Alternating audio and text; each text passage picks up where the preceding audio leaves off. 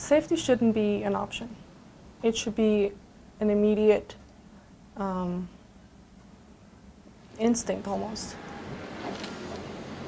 It's got to be a core value, something that we live by every day. You have to take it personal, right? It's got to be very personal and very real. And however you get emotionally connected around safety, you just have to. I think you really have to ask yourself, every day, what's important to me.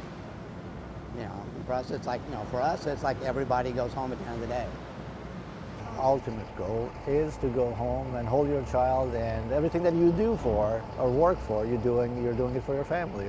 Safety isn't just a priority. It actually needs to be a part of who we are, so that it doesn't change and it's with us all the time.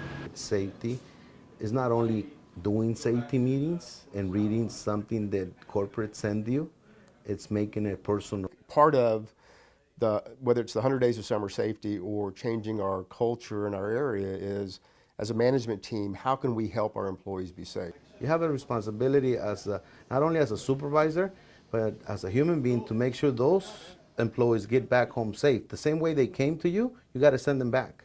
We all want to go home, and my responsibility is to make sure everybody here goes home safely. We try to make this job as safe as possible, and that's why we have all these rules and all these processes of how and why we do things a certain way. If you don't believe it, but you're telling them why they have to do it, doesn't really carry much water. But if you believe in it, then my conviction maybe translates to them a little bit. It's an everyday struggle to be safe out there, whether it's in my personal car or just here at work. This company's made me a lot safer, I think, in that regard, in teaching my kids to be safe too. So if I want to be a true role model, not only for my drivers, but for my family as well, then I need to live by that. My philosophy is that within the 8 hours that you come to work, I only want you to work 7 hours. I want you to take the other 1 hour and divide it over these 7 hours. That should give you almost 10 minutes to think about safety.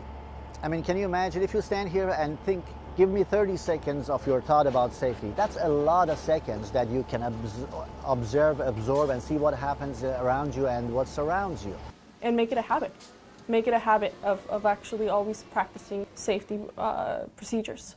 We want to make sure that we have a safety culture and we're not complacent with, taking shortcuts and the way things are. It has to be an everyday responsibility. I want our employees to come to work, do their job, enjoy what they're doing, and go home to their families.